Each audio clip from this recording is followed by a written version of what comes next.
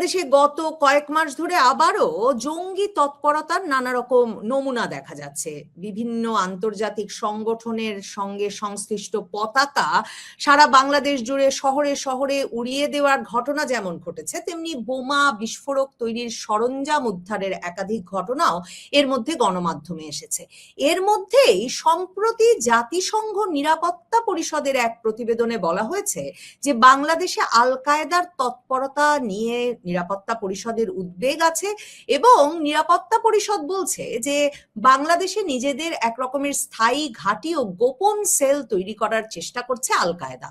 বাংলাদেশের আওয়ামী লীগ আমলে জঙ্গি গোষ্ঠী আছে বলে নাটক সাজিয়ে, জঙ্গি ঘটনার নাটক সাজিয়ে মূলত জামায়াত বিএনপির নেতা কর্মী সমর্থকদের অত্যাচার করা হয়েছে এমন একটা বয়ানের মধ্যে বিএনপি আমলে এসে জাতিসংঘ নিরাপত্তা পরিষদ যখন একথা বলছে, তখন আবার আওয়ামী লীগ বাংলাদেশের রাজনীতিতে ফিরে আসার ঘোষণা দিয়েছেন। শেখ হাসিনা বলেছেন ডিসেম্বরের মধ্যেই তিনি ফিরবেন। মানে আওয়ামী লীগ আসার পথ করতেই আবারও জঙ্গি নাটক সাজানো হচ্ছে কিনা সামাজিক যোগাযোগ মাধ্যমেও এ প্রশ্ন বারবার উঠছে। বাংলাদেশে আওয়ামী লীগ আমলে জঙ্গি বিরোধী অভিযান পরিচালনা করেছেন যেই ব্যক্তি, বাংলাদেশের পুলিশের স্পেশাল ব্রাঞ্চের সাবেক প্রধান এবং জঙ্গিবাদ বিরোধী অভিযান পরিচালনাকারী দলের নেতৃত্ব দানকারী পুলিশ কর্মকর্তা মনিরুল ইসলাম আমার সঙ্গে যুক্ত হয়েছেন। মনিরুল ইসলাম, আপনাকে স্বাগত জানাই। মনিরুল ইসলাম, প্রথম প্রশ্ন, মানে আওয়ামী লীগ ফেরার পথ তৈরি করতেই কি বাংলাদেশে আবারও জঙ্গি নাটক শুরু হলো? মানে জঙ্গিবাদের খবর এতদিন ছিল না। ইউনূস আমলে আমরা জানি যে জঙ্গিবাদের অভিযোগে আপনারা যাদের আটকে রেখে এসেছিলেন তাদের একটা বিরাট অংশ মুক্তি পেল, জামিন পেল, কারাগার ভেঙে বেরিয়ে এলো, কিন্তু আমরা জঙ্গিবাদী তৎপরতা দেখলাম না। এখন হঠাৎ করে জাতিসংঘ উদ্বেগ প্রকাশ করছে, বাংলাদেশে প্রেসার কুকার বোমা, নানা রকম বোমা পাওয়া যাচ্ছে। ঘটনাটা কি? এটা কি আওয়ামী লীগের ফেরার পথ, আপনাদের ফেরার পথ প্রশস্ত করতেই? দেখুন, আপনার প্রশ্নের জবাবে আমি এক কথায় আনসার দেওয়াটা খুব ডিফিকাল্ট। তবে আমি শুধু আপনাকে স্মরণ করিয়ে দিতে চাই যে এই পর্যন্ত, অর্থাৎ গত নভেম্বর মাস থেকে দেখলাম বেশ কিছু গ্রেপ্তার হয়েছে বোমা বিস্ফোরণের, যদিও বেশিরভাগই অ্যাক্সিডেন্টাল বিস্ফোরণের কারণে যারা আইডেন্টিফাই হয়েছে, ধরা পড়েছে, ধরার চেষ্টা চলছে, যাদের নাম আসছে, এদের সকলকেই কিন্তু গ্রেপ্তার করা হয়েছিল। এরা কেউ নতুন লোক নয়। তো ফলে এদেরকে যদি আগে গ্রেপ্তার, অর্থাৎ এখন তাদেরকে জঙ্গি হিসাবে আখ্যা দেওয়া হচ্ছে বা খোঁজা হচ্ছে, বা বোমা বানানোর সাথে বা বিস্ফোরণের সাথে জড়িত বলে খোঁজা হচ্ছে, গ্রেপ্তার করা হচ্ছে, মামলা করা হচ্ছে, তো তারা যদি এখন জঙ্গি হয়, তো এদের সবাইকেই তো আগে ধরা হয়েছিল। তো আগে ধরাটা নাটক ছিল, আর এখনকার ধরাটা জেনুইন, কিংবা যদি আমাদের যোগসাজশেই হয়ে থাকে, আমরা তো তাদেরকে জামিন করাই নাই, তাদেরকে মুক্তি দিয়েছে ইন্টারিম গভর্নমেন্ট, এবং এখনো সেই মুক্তির ধারা অব্যাহত আছে। তো ফলে এই হিসাবে তো এটি নাটক যারা বলেছেন তারা, আমি বিশ্বাস করি যে হয়তো তাদের মুখ রক্ষার জন্য উপরে উপর যে কথাই বলুক, ভিতরে ভিতরে তারা এই জিনিসটা হয়তো রিয়েলাইজ করেছে। এখন হয়তো পলিটিক্যাল কারণে, নানা কারণে তারা স্বীকার করছেন না যে আসলে এই টেরোরিজম এটা একটা বাস্তব সমস্যা এবং এটা একটা রিয়েলিটি। এই রিয়েলিটিকে অস্বীকার করে, মানে অন্ধ হলেই তো প্রলয় বন্ধ থাকে না। তো ফলে আমি চোখ বন্ধ করে থাকলেই বিশ্ববাসী চোখ বন্ধ করে থাকবে বা সাধারণ মানুষ চোখ বন্ধ করে থাকবে, সেটি নয়। এটি আসলে এই টেরোরিজমের উৎপাত আমরা দেখেছি 99 থেকে শুরু হয়েছিল, এবং 2004-5 সালের যে সেই বিভীষিকাময় দিনগুলোর কথা আমাদের মনে আছে।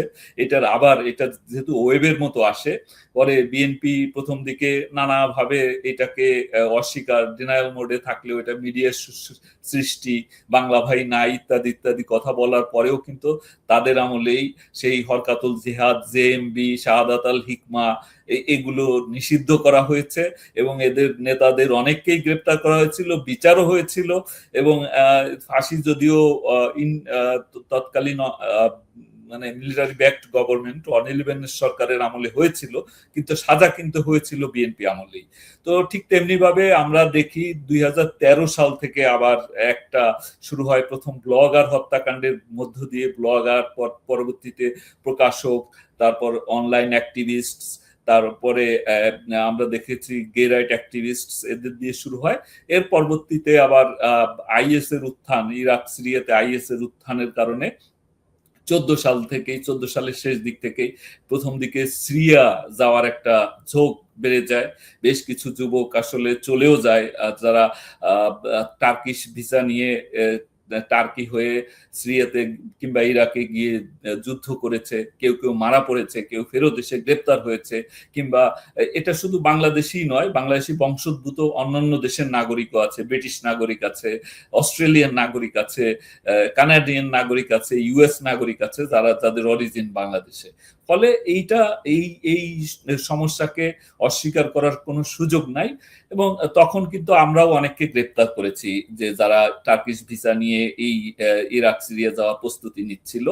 তো পরে তারা একটা পর্যায়ে যখন দেখে যে টার্কি বা সিরিয়া বা ইরাক যাওয়াটা কঠিন হয়ে পড়েছে, চ্যালেঞ্জিং হয়ে পড়েছে, তখনই তারা বাংলাদেশে আইএস এর একটা প্রভিন্স বেঙ্গল ওয়ালিয়ত এটা প্রতিষ্ঠার তারা উদ্যোগ নেয়। তো সেই জন্য তারা এখানে কিছু কার্যক্রম শুরু করে। শুরুর দিকে একেবারে জেএমবি, যেটা আমাদের পুরনো সংগঠন, নিষিদ্ধ সংগঠন, সেখানের কিছু পুরনো লোকদেরকে এই নতুন করে তাদেরকে অনুপ্রাণিত করে।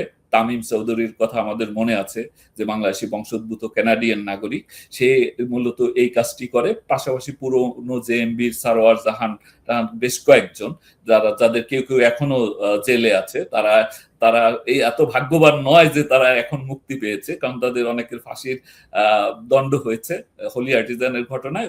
এদেরকে এখনো মুক্ত করা যায়নি। বৈষম্য বিরোধী কারা আন্দোলন, এই যে মানে আল কায়দার অনুপ্রাণিত সংগঠন, তারা চেষ্টা করেও তাদেরকে এখন পর্যন্ত বের করতে পারেনি। ফলে তারা কিন্তু ওই সময়টাতে সিদ্ধান্ত নেয় যে না, এখানেই জিহাদ করতে হবে। এবং জিহাদের অংশ হিসেবে তারা ক্রুসেডার প্রথম তারা টার্গেট করে জাপানিজ, ইটালিয়ান, যে সমস্ত দেশ, বিশেষ যে সমস্ত দেশ মূলত মানে ইরাক সিরিয়াতে আমেরিকান জোটে অংশগ্রহণ করেছে, এদেরকে মানে অর্থাৎ আইএস বিরোধী জোটে অংশগ্রহণ করেছে, তাদের নাগরিকদের টার্গেট করে। ফলে বিদেশি নাগরিক এবং মানে নন মুসলিম কমিউনিটিসে যারা আছে, অর্থাৎ হিন্দু, পুরোহিত, অনেকগুলো পুরোহিত হত্যা হয়েছে কিন্তু উত্তরাঞ্চলে এবং দক্ষিণাঞ্চলে। তারপরে খ্রিস্টান। আপনি নিশ্চয়ই লক্ষ্য করেছেন যে এমনকি হোলি আর্টিজানের যে ভয়াবহ ঘটনা, সেটার বার্ষিকী পালনও একরকমের মানে থেমে গেছে। পুলিশের দফতরের সামনে যে নিহত পুলিশ অফিসারের নামে একটা ফলক ছিল, সেটা উঠিয়ে ফেলা হয়েছে। এবং মানে 2025-এর 1 জুলাই হোলি আর্টিজানের বার্ষিকীর দিন তখনকার স্বরাষ্ট্র উপদেষ্টা জাহাঙ্গীর আলম চৌধুরী বললেন বাংলাদেশে কোনো জঙ্গি নাই, তখনকার পুলিশ প্রধান বললেন বাংলাদেশে কোনো জঙ্গি নাই। বর্তমান স্বরাষ্ট্রমন্ত্রী কয়েকদিন আগেও বলেছেন যে উনি জঙ্গি শব্দটাতেই বিশ্বাস করেন না, সন্ত্রাসবাদী সংগঠন পৃথিবীর সব দেশে থাকে। মানে এই জঙ্গিটা আপনাদের এত পছন্দ, এই জঙ্গি তত্ত্বটা মানে আওয়ামী লীগ আমলের পছন্দ, আওয়ামী লীগ আমলের প্রশাসনের পছন্দ, আর বিএনপি, জামায়াতে ইসলামী কিংবা ইউনূস সরকার, তারা এর অস্তিত্বই স্বীকার করেন না। এই রাজনৈতিক অবস্থানটা কেন? এটা আসলে একটা প্রধান কারণ হলো, আমরা জানি যে যদি আমরা প্রথম জামানার কথা বলি, অর্থাৎ 2001 থেকে 2006, এই সময়ে এদের সাথে সম্পর্ক আছে। অর্থাৎ এই যে জঙ্গি বা টেরোরিস্ট গ্রুপ যারা ছিল, জেএমবির সাথে সম্পর্ক আছে, কিংবা যারা হুজি, হরকাতুল জিহাদ যারা ছিল, তাদের কিছু কার্যক্রম আপনি যদি দেখেন 99, 2000 এবং 2001-এর ইলেকশন পর্যন্ত অনেকগুলো হামলা হয়েছে। এবং এখানে টার্গেট ছিল কিন্তু একেবারে সব আওয়ামী লীগের। প্রথম দিকে টার্গেট ছিল তাদের কিছু আইকনিক টার্গেট, যেমন উদিচি, তারপরে পয়লা বৈশাখের অনুষ্ঠান, কিংবা সিপিবি অনুষ্ঠানে হামলা, গোপালগঞ্জে বানিয়ারচরে চার্চে হামলা।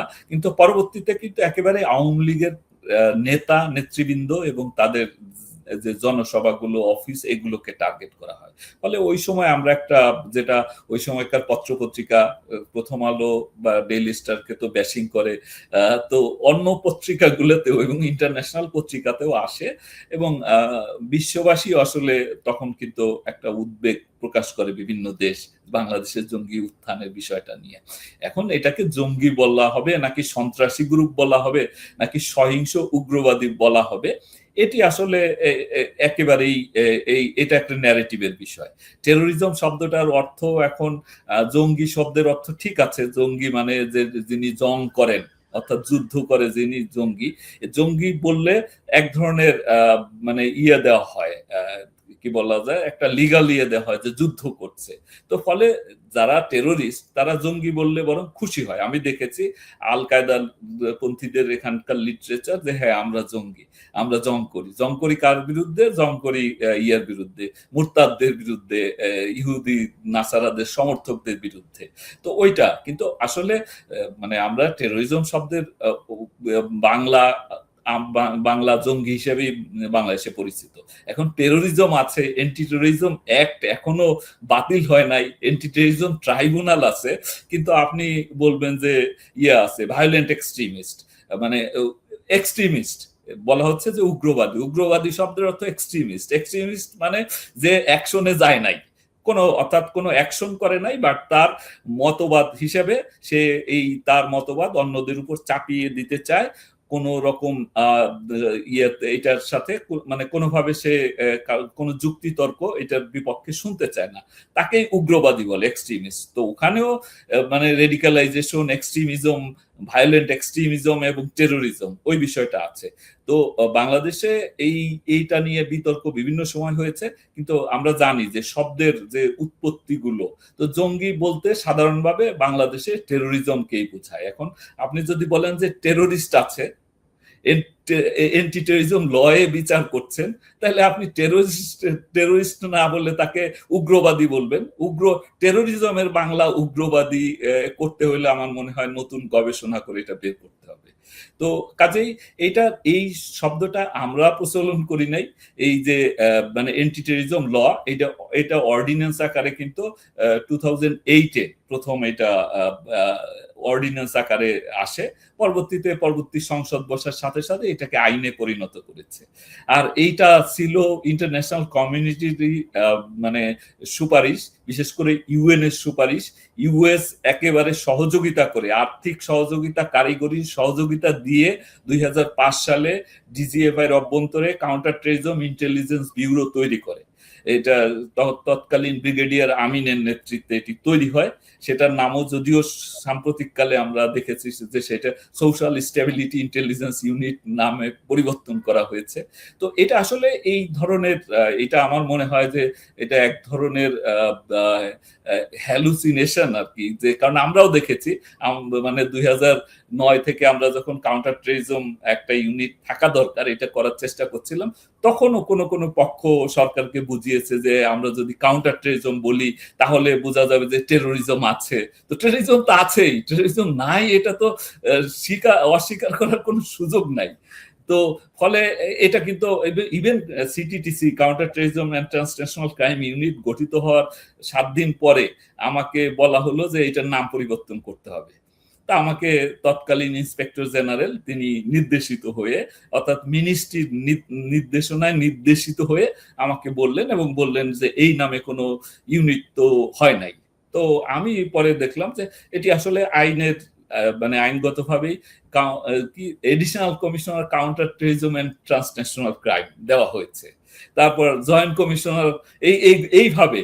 তো পরে আমি বললাম যে না, এটা যেটা হয়েছে এইটা চেঞ্জ করাটা ঠিক হবে না। যাই হোক, শেষ পর্যন্ত মানে আমরা আন্তর্জাতিক এত ইনভলভমেন্ট, মানে counter terrorism and transnational crime, ওই সিটিটিসি ইউনিটটাকে ভীষণভাবে উচ্চ প্রাযুক্তিক করতে, তার দক্ষতা বৃদ্ধিতেও তো নানা রকম আন্তর্জাতিক প্রশিক্ষণ এবং ইনভলভমেন্টও ছিল, এবং একটা রিকোয়ারমেন্টও ছিল, আন্তর্জাতিক চাহিদাও ছিল এর বিষয়ে বাংলাদেশ সরকার একটা গুরুত্বপূর্ণ অবস্থান নিক। কিন্তু মানে সেই আমেরিকা সেই মার্কিন যুক্তরাষ্ট্র আবার মানে এমন সরকার পতনের আন্দোলনে এমন এক রকমের মানে মদদ জোগালো যার ফলে তারা যাদের বিরুদ্ধে অভিযান পরিচালনা করতে বললো বা উৎসাহিত করলো এবং প্রয়োজন মনে করলো আন্তর্জাতিক নিরাপত্তা রক্ষার স্বার্থে, তারাই ক্ষমতার কেন্দ্রে চলে এলো। এই বিষয়টাকে আপনি কিভাবে দেখেন? মানে আপনার তো আন্তর্জাতিক মানে সন্ত্রাসবাদের বিকাশ নিয়েও অনেক পড়ালেখা আছে, আর বাংলাদেশে কি এখন আল কায়েদারই উত্থান হওয়ার কথা? এখন আবার কোথা থেকে জাতিসংঘ তো মোটামুটি আমেরিকার কথাই বলে, তো জাতিসংঘ আবার এখন বলছে বাংলাদেশে আল কায়েদার উত্থান হয়ে গেছে, এবং ট্রাম্প প্রশাসন আসার পরপরই তুলসী গাবার্ড বললেন বাংলাদেশ খিলাফত হওয়ার একটা শঙ্কার মধ্যে আছে। মানে কেন এখন হঠাৎ করে আল কায়েদার উত্থান, আর মার্কিন যুক্তরাষ্ট্র এদেরকে উস্কে দিল কেন বাংলাদেশে? দেখুন, এটার আসলে হঠাৎ করে যে অল অন এ সাডেন জাতিসংঘ বলল যে এখানে আল কায়েদার উপস্থিতি আছে, এটি সঠিক নয়। আমার জানা মতে এই 5 তারিখের পর যে জঙ্গিদের যেভাবে মুক্তি দেওয়া হচ্ছিল, নানাভাবে করা হচ্ছিল, এতে আমার কাছে যতটুকু তথ্য আছে, আমি যেহেতু সরকারি চাকরিতে ছিলাম না তখন, বা আমি আমার জীবন রক্ষার্থে আমি আত্মগোপনেই ছিলাম, তো তারপরেও আমি যতটুকু জানতে পেরেছি, ইউএস এম্বাসির পক্ষ থেকে সংশ্লিষ্টরা কিন্তু বারবার এটার ব্যাপারে ওয়ার্নিং দিয়েছে, এবং এই যে অ্যাটলিস্ট 5টা মেমো দিয়েছে সুনির্দিষ্ট নাম সহ এবং জঙ্গি গোষ্ঠীর নাম উল্লেখ সহ সরকারকে দিয়েছে, এবং তার ফলেই কিন্তু বিভিন্ন সময় আমরা দেখেছি যে জাপসা যেটাকে আমরা বলি, তারা আমেরিকান এম্বাসিতে তারা আমেরিকান এম্বাসির স্টাফ কিডন্যাপ করবে বা হামলা করবে, এরকম তথ্য এই সুনির্দিষ্ট নাম উল্লেখ করে ছবি দিয়ে তারা কিন্তু চিঠি দিয়েছে সরকারকে। এবং তৎকালীন যে উপদেষ্টা ছিলেন স্বরাষ্ট্র মন্ত্রণালয়ের লেফটেন্যান্ট জেনারেল জাহাঙ্গীর সাহেব, তার সাথে দেখা করে ইউএস অ্যাম্বাসেডর তৎকালীন বোধহয় চার্জ দ্য অ্যাফেয়ার্স, উনি সরাসরি কিন্তু কথা বলেছেন। এটা আমার কাছে, আমি মোটামুটি আমাকে বিভিন্ন সূত্র থেকে নিশ্চিত করেছে। তো ফলে এরা কমপক্ষে 5টা মেমো দিয়েছে সরাসরি টেরোরিজম নিয়ে। তো কাজেই এটা জাতিসংঘ হঠাৎ করে বলেছে, এইটা ভাবার কোনো কারণ নাই। অন্যান্য দেশও আমি জানি যে ইউকে, অস্ট্রেলিয়া সহ বিভিন্ন দেশ বিভিন্ন সময় কিন্তু তারা ট্রাভেল অ্যালার্টও দিয়েছে। তো এরা তো প্রথম মানে শুরুতেই তো এরা এত ডিপ্লোম্যাটিক ভাষায় খুব সতর্কতার সাথে আসলে কথা বলে, একটা পর্যায়ে গিয়ে হয়তো মানে সরাসরি বলে। আর আল কায়েদার তো এখন পর্যন্ত জাতিসংঘ তো বাংলাদেশে আসল চিত্রটা দেখেই নাই, কারণ আল কায়েদা পন্থী যারা, অর্থাৎ একিউআইএস এর যারা সমর্থক, বাংলাদেশে আল কায়েদা বা একিউআইএস নামে আসলে কেউ নাই। এখানে আছে আনসারুল ইসলাম। মানে 2014 সালে আল কায়েদা তাদের যে ফ্রাঞ্চাইজ দেওয়ার ক্ষেত্রে বা ব্রাঞ্চ করার ক্ষেত্রে কিছু সুনির্দিষ্ট স্ট্যান্ডার্ড ছিল। মানে আমরা যেমন কেএফসি বা ম্যাকডোনাল্ডস এ যেমন কতগুলো ক্রাইটেরিয়া ফুলফিল করতে হয়, ঠিক তেমনি ভাবে এটা আল কায়েদার ছিল। কিন্তু যখন আইএস এর উত্থান হলো ইরাক সিরিয়াতে, তখন দেখা গেল যে আল কায়েদার ব্রাঞ্চ, বিভিন্ন দেশের ব্রাঞ্চ গুলো, তারপর বিভিন্ন সন্ত্রাসী সংগঠন যারা আল কায়েদার আমব্রেলার নিচে কাজ করত, তারা আইএস এ যোগদান করা শুরু করেছে। সরাসরি আইএস এর সেই বোগদাদির যে তার বায়াত নেওয়া শুরু করলো। তখন আল কায়েদা দেখলো যে তাদের জন্য একটা অস্তিত্ব সংকট, তখন তারা মনে করলো যে ঠিক আছে, স্ট্যান্ডার্ড একটু মানে বেঞ্চমার্ক একটু নামিয়ে হলেও তারা একটা মানে ইন্ডিয়ান সাবকন্টিনেন্টে একটা শাখা ঘোষণা করলো। সেটা হলো সেপ্টেম্বর। আল জাওহিরি তার ভিডিও বার্তার মাধ্যমে আল কায়েদা ইন ইন্ডিয়ান সাবকন্টিনেন্ট। তো সেখানে তার সেই বক্তৃতায়, ভিডিও বক্তৃতায়, এটা মনিরুল ইসলামের বানানো জিনিস নয়, নাটক নয়, বা তার লেখা স্ক্রিপ্ট নয়, সেখানে বলেছে যে পাকিস্তান তো আছেই, পাকিস্তানে তাদের সংগঠন আছে, ইন্ডিয়া, বাংলাদেশ এবং মিয়ানমারে তারা এটা ঘোষণা করলো। ঠিক তখনই যারা ব্লগার হত্যার সাথে জড়িত বা এই ধরনের অনলাইন অ্যাক্টিভিস্ট হত্যার সাথে যারা জড়িত ছিল, এরা আগে আসলে কোনো মানে আল কায়েদার সমর্থক ছিল, বাট যেহেতু কোনো সাংগঠনিক কাঠামো ছিল না, সেই হিসেবে তারা তো ওদের একটা বাংলা ব্লগ ছিল, আনসারুল্লাহ বাংলা টিম নামে বাংলা একটা ব্লগ ছিল, যেখানে আল কায়েদার লিটারেচার তারা প্রকাশ করত। ওইটার আওতায় আসলে এরা কাজ করতো। তো ওইটাকেই মিডিয়া নাম দিয়ে দেয় আনসারুল্লাহ বাংলা টিম। আসলে ওরা এটা ব্লগের।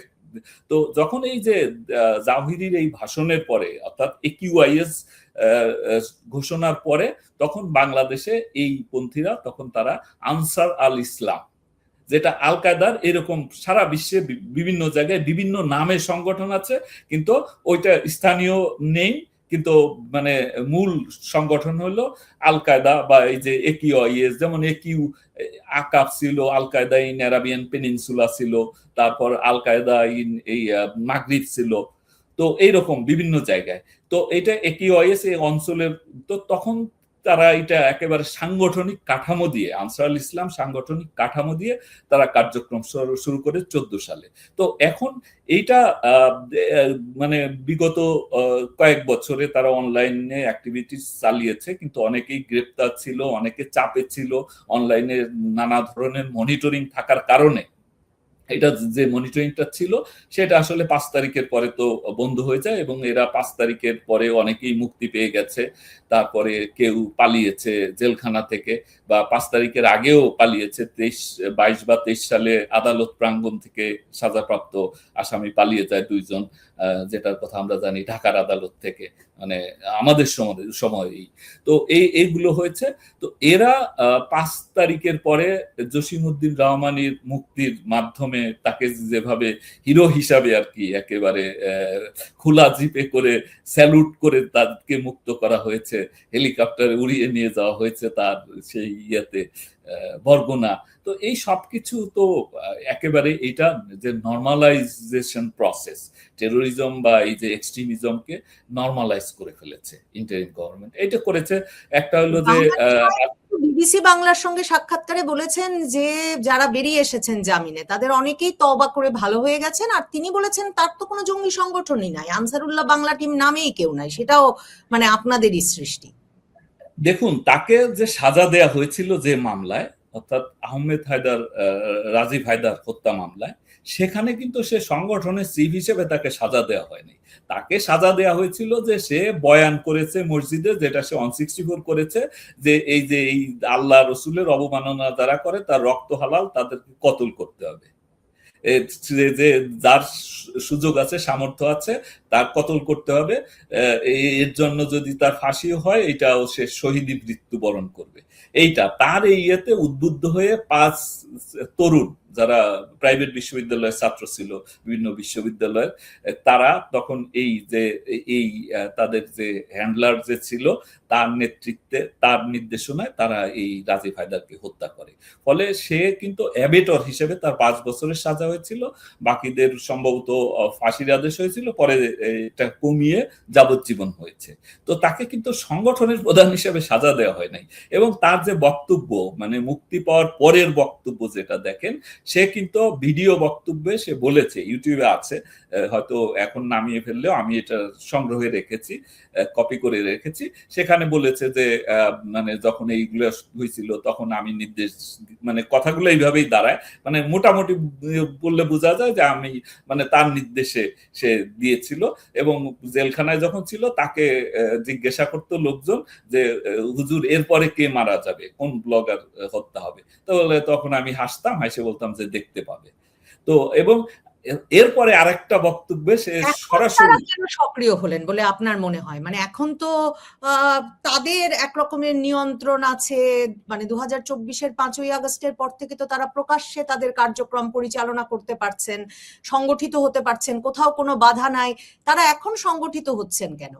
আর এর সঙ্গে একটু যুক্ত করি, সামাজিক যোগাযোগ মাধ্যমে কিন্তু এই বয়ানটাও আছে যে আওয়ামী লীগ এবং আওয়ামী লীগের মানে দোসরেরা তারা যে আমেরিকা পর্যন্ত পৌঁছে গেছে তার একটা প্রমাণ নিরাপত্তা পরিষদে বাংলাদেশের আল কায়দা থাকার মানে কথাটা, কারণ এর মাধ্যমে আসলে জঙ্গি আছে বলে আন্তর্জাতিক মহলকে একরকমের আতঙ্কিত করে আওয়ামী লীগ তার আসার পথটা প্রশস্ত করতে চায়, কারণ না হলে এই সময়ে কেন এই সংগঠনগুলো সক্রিয় হবে?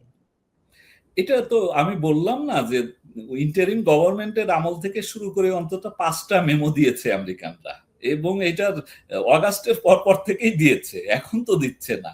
আমেরিকা মেমো দিচ্ছে বারবার যখন মানে কনফিডেন্সিয়াল মানে কমিউনিকেশন করছে সরকারের সাথে যে এরা এই পরিকল্পনা করছে, সেইটা তো আর এখানে তো আওয়ামী লীগ তো একটা বড় দল, তারা সরকারে ছিল, 15 বছর সরকার চালিয়েছে, সেখানে ভুল ত্রুটি থাকতে পারে, কিন্তু তারা তো এই টেরোরিজম তো তাদের সময় তৈরি হয় নাই। এই টেরোরিস্ট গ্রুপ তো বেশিরভাগ নিষিদ্ধ করেছে বিএনপি আমলে। ফলে এইটাকে তো স্ট্র্যাটেজিক মানে আমি একটা প্যাটার্ন লক্ষ্য করবেন, আপনি প্যাটার্নটা যদি দেখেন 99 এবং 2000 এবং ইলেকশনের আগে পর্যন্ত যে হামলাগুলো, সমস্ত হামলা কিন্তু একটা প্যাটার্ন লক্ষ্য করা যায়। তারপর 2 বছর কোনো হামলা নাই। 2001-এ সরকার গঠন করার পর 2 বছর কোনো হামলা হয় নাই, কোনো টেররিস্ট হামলা হয় নাই। এরপরে আবার জেএমবি নতুন করে মাথাচাড়া দিছে বা এই হুজি আবার বের হয়ে এসছে। তো এই প্যাটার্নটা তো, ফলে আওয়ামী লীগ তো জঙ্গিদের বেনিফিশিয়ারি না। ফলে আওয়ামী লীগকে জঙ্গিদের ভর করে যে তাদেরকে ক্ষমতায় টিকে থাকতে হয়েছে, এইটা না। কারণ জঙ্গিদের ভরসায় থাকলে তো আমেরিকার সাথে সম্পর্ক থাকতো। মানে আওয়ামী লীগের তো আমেরিকার সাথে, আমরা এটা তো মানে এটা বোঝার জন্য সরকারি চাকরিও করার দরকার নাই, সাংবাদিকতাও করার দরকার নাই যে আওয়ামী লীগের সাথে আমেরিকার সম্পর্কটা কেমন ছিল গত 15 বছরে। এটা তো একটা মানে এক ধরনের বিরোধী পক্ষই ছিল। ফলে টেরোরিজম দিয়ে তো আওয়ামী লীগ তো টেরোরিজমকে তাদের অ্যাসেট হিসেবে মানে স্ট্র্যাটেজিক অ্যাসেট হিসেবে ব্যবহারের কোনো প্রয়োজনই হয় নাই, যেটা বাস্তবতা। আমি একটু পরিষ্কার করে প্যাটার্নটা বলেন, কারণ আমি ধরতে পারি নাই। আমি এটা খুব ইন্টারেস্টিং মনে হচ্ছে যে কি প্যাটার্নটা আপনি প্রতিষ্ঠা করতে চাইছেন।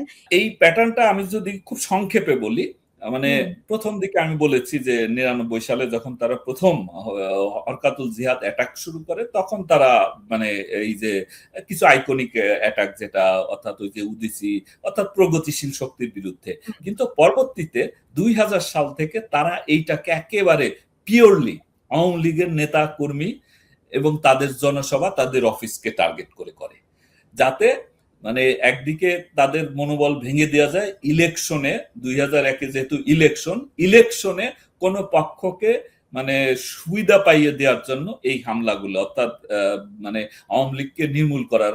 আপনার মনে আছে যে ইয়াতে ওইদিকে সিলেটে সুরঞ্জিত সেনগুপ্তের উপরে হামলা হয়েছে, তার বদরুদ্দিন কামরান সাহেবের উপর হামলা হয়েছে, আওয়ামী লীগ অফিসে হামলা হয়েছে, তারপর নারায়ণগঞ্জে শামীম ওসমানের জনসভায় হামলা হয়েছে, বাগেরহাটে শেখ হেলাল উদ্দিনের জনসভায় হামলা হয়েছে। এইভাবে হামলার ধরনগুলো যেগুলো একেবারে পলিটিক্যাল নেতাদের উদ্দেশ্য করে, তো ইলেকশনের আগে এইটা তো একটা পক্ষকে সুবিধা পাইয়ে দেওয়ার জন্য, এবং আওয়ামী লীগ যাতে, অর্থাৎ এই হরকাতুল জিহাদের যে নেতা ছিল, অন্যতম নেতা মুফতি হান্নান, তার বক্তব্য এসেছে যে সভায় হামলা হলো। হ্যাঁ, সেটা তাকে তো হত্যার চেষ্টা বারবার হয়েছে, সর্বশেষ হয়েছে 2004 সালের 21শে অগাস্ট, যেটা 21শে অগাস্ট সমাগত। তো এটা হয়েছে। তো ফলে কিন্তু 2001 সাল থেকে পরবর্তী 2 বছর কোনো অ্যাটাক নাই। তার মানে এই লোকগুলো কি ছিল না? এই লোকগুলো ছিল। তো ফলে এই প্যাটার্নটা কি খুব লক্ষণীয় নয় যে একটা পলিটিক্যাল টেরর যে নেক্সাস সেটি ছিল? তো সেটা তো ফলে আমি আশা করি যে আমি প্যাটার্নটা আমি বুঝাতে পেরেছি। নিশ্চয়ই। এখন একদম রাজনৈতিক প্রশ্ন করি যে শেখ হাসিনা ডিসেম্বরে ফেরার ঘোষণা দিয়েছেন, সেটার পেছনে কি এই যে মার্কিন যুক্তরাষ্ট্র, আপনি বলছেন যে অনেকগুলো মেমো দিয়েছে, ইউনূস আমলে দিয়েছে, এই সরকারের আমলেও গিয়ে মেমো এসেছে যে সন্ত্রাসবাদের বিস্তার ঘটছে। মার্কিন যুক্তরাষ্ট্র সহ পশ্চিমা দেশগুলো কি এই নিয়ে নড়ে চড়ে বসেছে? তারা সন্ত্রাসবাদ, জঙ্গিবাদ যে নামেই ডাকি না কেন সেটাকে দমন করবে, এমন একটা নির্ভরযোগ্য শক্তিকে বাংলাদেশের রাজনীতিতে চাইছে, ক্ষমতায় চাইছে, এমন কোন ইঙ্গিত মিলেছে বলেই মানে আওয়ামী লীগের দেশে ফেরার ঘোষণা? আমার মনে হয় না, কারণ এটার সাথে আওয়ামী লীগের দেশে ফেরার ঘোষণার কোনো সম্পর্ক নাই। আমার কাছে এইটার, কারণ এটা তো তারা সরকারকেই, এটা আওয়ামী লীগের সাথে তারা এই বিষয়ে কমিউনিকেট করেছে। যদিও আমি আওয়ামী লীগের কোনো প্রাথমিক সদস্য নই, আমি একজন সমর্থক মাত্র, আমি চাকরিতে ছিলাম, আমার তো রাজনীতি করার সুযোগ ছিল না। এখন আওয়ামী লীগের একজন আমি সমর্থক। তো ফলে আমার কাছে যতটুকু তথ্য আছে যে এরা যে বাংলাদেশের সন্ত্রাসবাদ নিয়ন্ত্রণ করতে হইলে আওয়ামী লীগের দরকার, এই জন্য আওয়ামী লীগের সাথে যোগাযোগ করেছে এবং সেইটার উপর ভর করে আমি যতটুকু বুঝি, আমি যেহেতু দীর্ঘদিন চাকরি করেছি এবং শেষ 3.5 বছর আমি একেবারে রাজনীতি নিয়েই কাজ করেছি, যেহেতু আমি স্পেশাল ব্রাঞ্চের কাজই পলিটিক্যাল ইন্টেলিজেন্স সংগ্রহ করা, তাতে আমি বুঝি যে আওয়ামী লীগের যে অভ্যন্তরীণ শক্তি, অর্থাৎ তার যে জনসমর্থন, তার নেতা কর্মীদের যে রেজিলিয়েন্স দেশে আছে, সেইটা তারা তাদের শক্তির উপরে, নিজস্ব শক্তির এবং জনগণের যে সাপোর্ট, সেই শক্তির উপর ভর করেই তারা ফিরবে। তারা আমার মনে হয় না যে কোনো মানে বিদেশি শক্তি, পশ্চিমা শক্তি বলেন বা আমেরিকান শক্তি বা মধ্যপ্রাচ্যের শক্তি কারো কিংবা ভারতের শক্তিতে বলিয়ান হয়ে বা তাদের ভরসা নিয়ে আওয়ামী লীগ ফিরবে, সেটি আমার কাছে মনে হয় না। আওয়ামী লীগের নিজস্ব শক্তি এবং জনসমর্থন দেশে, আপনি যদিও শাসক গোষ্ঠী কখনোই, আওয়ামী লীগ আমলেও শাসক গোষ্ঠী যারা মানে ক্ষমতায় একেবারে শীর্ষ পর্যায়ে যে সমস্ত মন্ত্রীরা ছিলেন, তারা যেমন দেওয়ালের ভাষা বুঝতে পারতেন না, জনগণের ভাষা অনেক সময়, কারণ এটা আসলে ক্ষমতার একটা ট্রাজেডি, যে ক্ষমতায় থাকলে জনগণ সাধারণ মানুষের সাথে একটা গ্যাপ হয়ে যায়, তো চারপাশে চেলা চামুন্ডারা যারা থাকে তারা মানে অনেকটা ওই যে ইয়ের মতো, পথে হলো দেরি উত্তম কুমারের সিনেমা একটা ডায়লগ আছে যে জমিদার বাবুকে ওই মুসাহেব বলতেছে যে হুজুর, আপনি যদি সব কথা মানে বাক্য পুরো করে দেন তাহলে আমার কাজ কি, আপনার তো কষ্ট হয়, আপনি একটা বাক্য শুরু করে দিবেন, বাকিটা আমি বলে দিব। তো এই মুসাহেব গোষ্ঠী এইভাবেই তো আসলে এক ধরনের ইয়ের ভিতরে, ইলিউশনের ভিতরে রাখে, বুঝতে পারে না। ফলে বাংলাদেশে এখন সাধারণ মানুষের যে ভাষা, তাদের যে বডি ল্যাঙ্গুয়েজ, এইটা বর্তমান শাসক গোষ্ঠী বা ইন্টারিম গভর্নমেন্টও বুঝতে পারেনি। তাহলে আমার মনে হয় বাংলাদেশে অলরেডি একটা মানে কি আমি বলবো ইনক্লুসিভ নির্বাচন হতো এবং আওয়ামী লীগের উপর নিষেধাজ্ঞা আসতো না। কাজেই আওয়ামী লীগের ফেরার জন্য জনগণের সমর্থন এবং তাদের নেতা কর্মীদের যে শক্তি, নিজস্ব শক্তি, সেইটার উপর ভর করেই আমার ধারণা যে আওয়ামী লীগ নেতৃত্ব দেশে ফেরার ঘোষণা দিয়েছে। আর দেশে ফিরবে কি, তাদের জেলখানায় তো মানে আপনি অন্তত 150 কাছাকাছি তো সাবেক মন্ত্রী এমপি জেলখানায়, সেন্ট্রাল লিডার জেলখানায়, তো তারা তো দেশেই আছে এবং বাংলাদেশের জনগোষ্ঠীর এখন পর্যন্ত একটা বড় সমর্থক গোষ্ঠী তো আওয়ামী লীগের, এটা তো অস্বীকার করার কোনো সুযোগ নেই।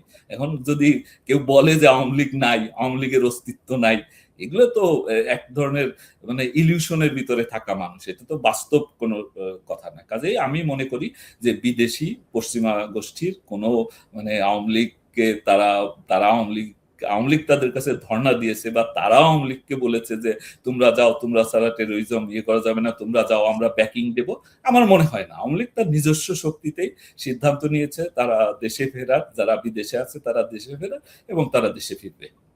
মনিরুল ইসলাম, আপনি দেশে ফিরবেন? মানে শেখ হাসিনা তো ঘোষণা দিয়েছেন যে তিনি দেশে ফিরবেন এবং নির্বাসিত নেতারাও তার সঙ্গে ফিরবেন। আপনি হচ্ছেন পুলিশের সম্ভবত সর্বোচ্চ কর্তা, যিনি 2024-এর 5ই আগস্টের পর নিরাপদে সীমান্ত পাড়ি দেওয়ার একটা সুযোগ পেয়েছেন এবং আমরা জানি যে সেনাবাহিনীরও শীর্ষ জেনারেলদের অনেকে আপনার সহ তাদের বিরুদ্ধেও ট্রাইব্যুনালে মামলা আছে, হত্যা মামলা আছে। আপনারা নিরাপদে সীমান্ত পাড়ি দিয়ে পার্শ্ববর্তী দেশে মানে একটা আশ্রয় পেয়েছেন।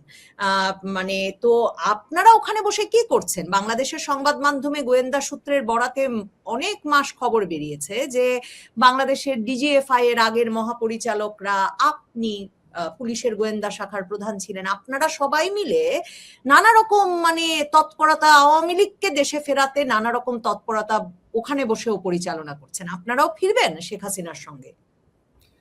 দেখুন, ফিরবো কিনা সেটার আগে আমি বলি যে এই যে কিছু পত্র পত্রিকায়, বিশেষ করে আমার দেশ নামক একটা মানে প্রোপাগান্ডা, যেটা আসলে তো এটা তো কোনো পত্রিকা নয়, এটা একটা প্রোপাগান্ডা পত্র, তো সেখানে যেটা ছাপা হয়েছে এইগুলোর সাথে আসলে এটি একেবারেই মানে সেই দস্যু বনহুরের গল্প ছিল বা ওই রকম কি কি লাল পাঞ্জার গল্প ছিল এক সময়, রোমেনা ফাজরা লিখতো, ওই রকম গল্প ছাপিয়েছে যে